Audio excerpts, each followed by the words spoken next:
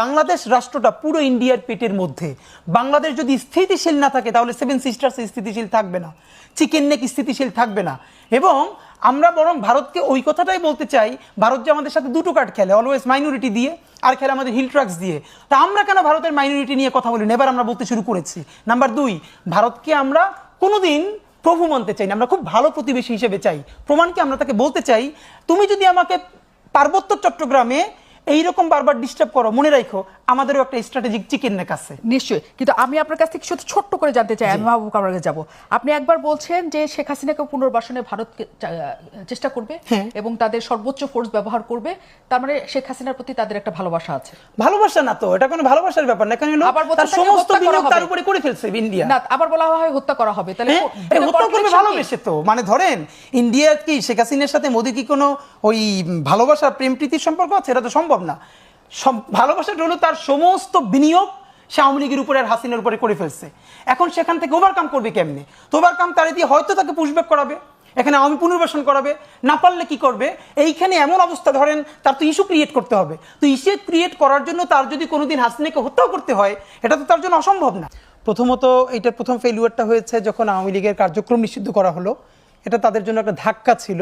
তো এখন তাদের সেকেন্ড ফেজ হলো জাতীয় পার্টি থেকে করা অথবা অন্য যে কোনোভাবে করা। তো এগুলো যদি চূড়ান্তভাবে তারা ব্যর্থ হয়, ধরেন এখন কি হতে পারে, হাসিনা নিয়ে ইন্ডিয়া আসলে কী করবে?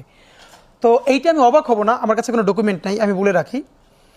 ধরেন মুশকিল হলো ইন্ডিয়া তো এখানে তার সমস্ত ডিম এক ঝুড়িতে রাখছিল আওয়ামী লীগের উপরে, সাথে জনগণের সাথে কোনো সম্পর্ক করে তোলে নাই, ন্যূনতম সম্পর্ক করে নাই।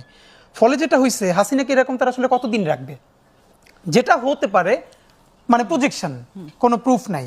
ধরেন ইন্ডিয়া হাসিনাকে এখানে মানে আমরা তাকে চাই সে হত্যা মামলার আসামি, সেভাবে ইন্ডিয়া আমাদের কাছে তাকে অর্পণ করবে, আমরা বিচার চাইব। এবং সে যদি বিচারে খালাস পান, সুষ্ঠু বিচারে, সমস্যা নাই তো, যদি সুষ্ঠু বিচারের মাধ্যমে খালাস পান, কিন্তু তিনি এসে ফেস করুক। সেটা না করে ওই পুনর্বাসনের জন্য যদি তাকে পুশ করা হয়, ধরেন এমনটা অবাক হওয়ার কিছু না বাংলাদেশের পরিণতি কোনোদিন, যে আপনি দেখলেন 2 বছর আগের বা 3 বছর আগের একটা ব্যাক ডেটে একটা ডকুমেন্ট ফাঁস হয়েছে, যেখানে হাসিনা তার সরকার ইন্ডিয়াকে হয়তো লিখে দিয়েছেন, যদি এরকম কখনো আওয়ামী লীগ বা দেশ আক্রান্ত হয় তাহলে ইন্ডিয়া ইন্টারভিন করতে পারবে, তার মিলিটারি ইন্টারভিন করতে পারবে। যেমনটার একটা ভয় তিনি পিলখানার সময় দিয়েছিলেন, আমাদের খুব মনে আছে।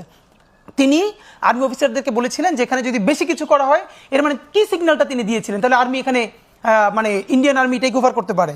তো ব্যাপার হলো এখন কি এটাই করবে? এটা এমন হতে পারে ব্যাকডেটে একটা সাইন করিয়ে, মানে লাস্ট ইস্যু ইন্ডিয়া যদি শো করতে চায় যে না আমরা এখানে যে ইন্টারভিন করেছি এটা আগে আমাদের একটা সমঝোতা আছে ওই সময় ভ্যালিড গভর্নমেন্টের সাথে।